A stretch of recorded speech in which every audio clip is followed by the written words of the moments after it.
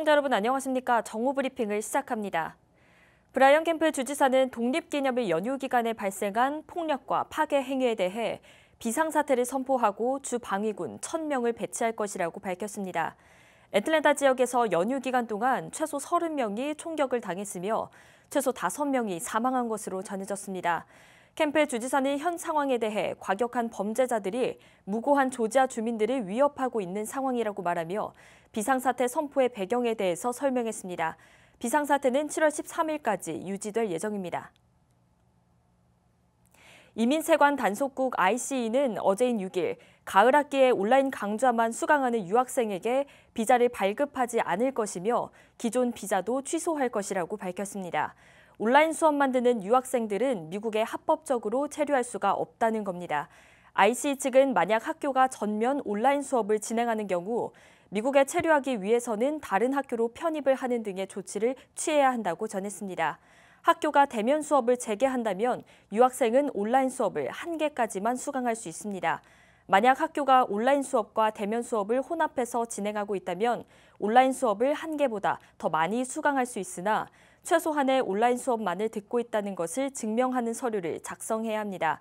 갑작스러운 지침 발표에 대학들은 당혹감을 감추지 못하고 있으며 해당 지침이 더 큰 혼란만 초래할 것이라며 성토하고 있습니다. 미국의 코로나19 누적 확진 환자가 300만 명을 넘었습니다. 미국 사람 100명 중 1명꼴로 바이러스에 감염된 셈입니다. 인구조사국이 미국의 전체 인구를 약 3억 2,900만 명으로 추산하고 있는데 누적 확진 환자가 300만 명이 넘어가면서 미국 전체 인구의 약 1%가 코로나19 바이러스에 감염된 것으로 추정되고 있습니다. 자택 대피령과 코로나19 봉쇄령 등 강도 높은 억제책으로 지난 4월 정점 이후 확진세가 꺾이는 듯 하더니 경제 재개가 가속화되고 연휴 기간이 이어지면서 현재는 지난 4월의 정점 수준을 넘어 하루 5만 명 이상의 신규 확진 환자가 나오는 등 코로나19가 더 가파르게 확산하는 모습을 보이고 있습니다. 월도미터의 오늘 오전 9시 25분 기준 미국 내 누적 확진 환자는 304만 1,950명, 누적 사망자는 13만 3,041명으로 집계됐습니다. 조지아주 보건당국의 6일 오후 2시 50분 집계에 따르면 주내 누적 확진 환자는 9만 7,064명, 누적 사망자는 2,878명으로 집계됐습니다.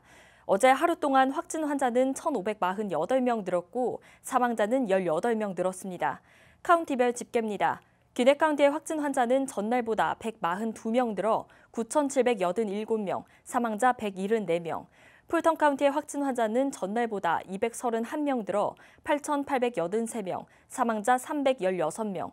디케 카운티의 확진 환자는 전날보다 145명 늘어 7,050명, 사망자 173명으로 집계됐습니다.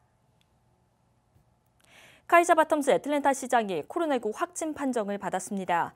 어제인 6일 바텀스 시장은 자신의 트위터를 통해 코로나19 바이러스가 말 그대로 우리 집을 습격했다며 아무 증상이 없는데 양성 반응이 나왔다고 밝혔습니다.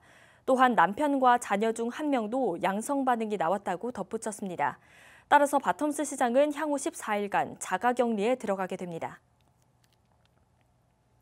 조지아 대학 시스템 USG는 캠퍼스 내 건물에서 마스크 착용을 의무화할 것이라고 밝혔습니다. 해당 지침은 7월 15일부터 적용될 예정입니다.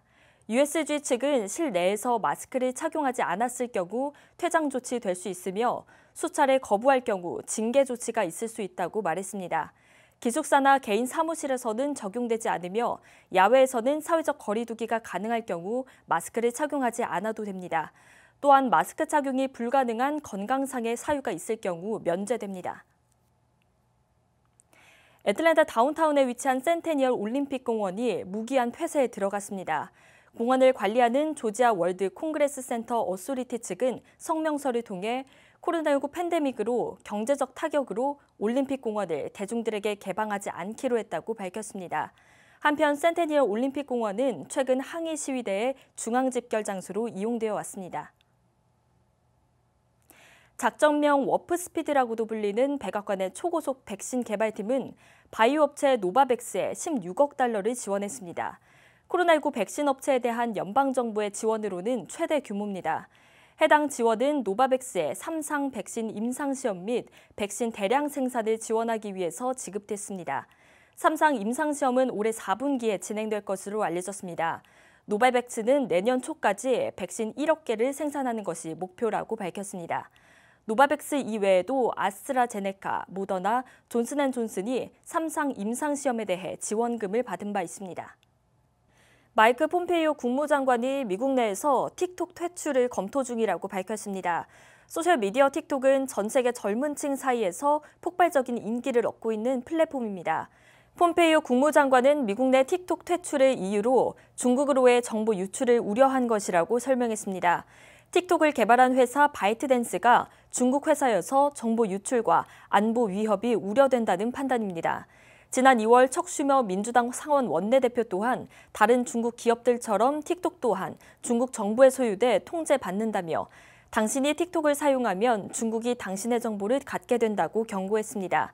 하지만 틱톡 측은 미국 회원들의 정보는 미국에 저장하고 싱가포르에서 백업하는 과정을 거치기 때문에 중국 법의 적용은 받지 않는다고 해명했습니다. 한편 이번 틱톡 금지 조치가 미중 갈등의 제2의 화웨이가 될 수도 있다는 전망이 나오고 있습니다. 오는 12월부터 카카오톡으로 대한민국 외교부의 영사 민원 서비스를 받을 수 있게 됐습니다. 외교부와 카카오가 한국 시간 7일 오후 재외국민 보호 및 해외 안전 서비스 제공을 위한 업무 협약을 체결했습니다. 국제 전화를 통해서만 받을 수 있었던 외교부의 영사 민원 서비스를 이번 MOU 체결을 통해 카카오톡까지 그 서비스 범위를 확대했습니다. 또한 외교부는 카카오톡을 통해 해외 체류 지역의 위험 상황 발생 시 안전 알림 서비스를 받을 수 있다고 말했습니다. 이상으로 정오브리핑을 마칩니다. 시청해주신 여러분 고맙습니다.